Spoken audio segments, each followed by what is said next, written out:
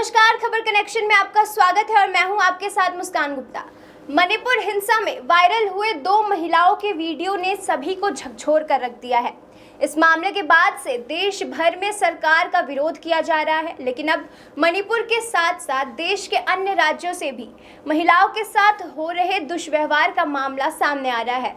और इसी को देखते हुए राजस्थान के केंद्रीय मंत्री अनुराग ठाकुर ने मणिपुर की तर्ज पर राजस्थान में हो रहे महिलाओं के दुर्व्यवहार को लेकर राजस्थान सरकार पर निशाना साधा है।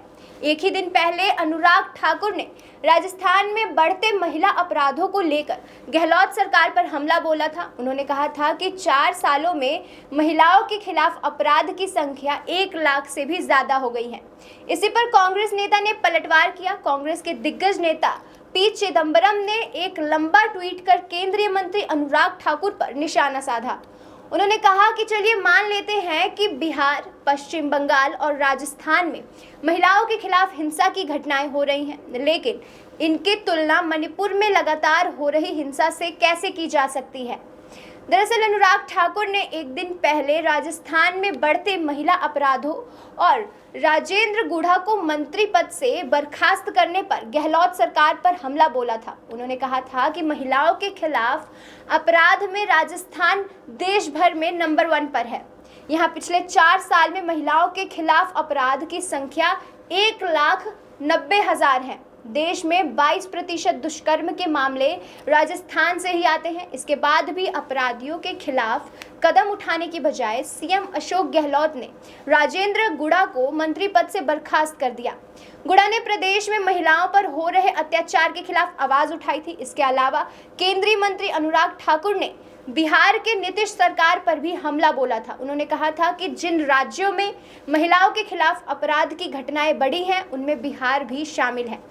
अब इसी बयान पर पलटवार करते हुए पी चिदंबरम ने कहा कि भले मान लेते हैं कि बिहार, पश्चिम बंगाल और राजस्थान में महिलाओं के खिलाफ हिंसा की घटनाएं होती रहती हैं, लेकिन ये मणिपुर में लगातार जारी हिंसा को कैसे माफ करता है।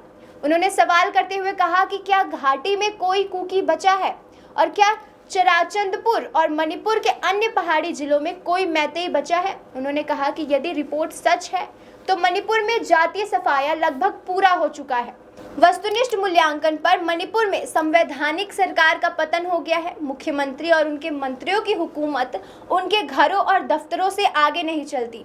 उन्होंने कहा कि मणिपुर की स्थिति की तुलना बिहार, पश्चिम बंगाल और राजस्थान की स्थिति से कैसे की जा सकती है।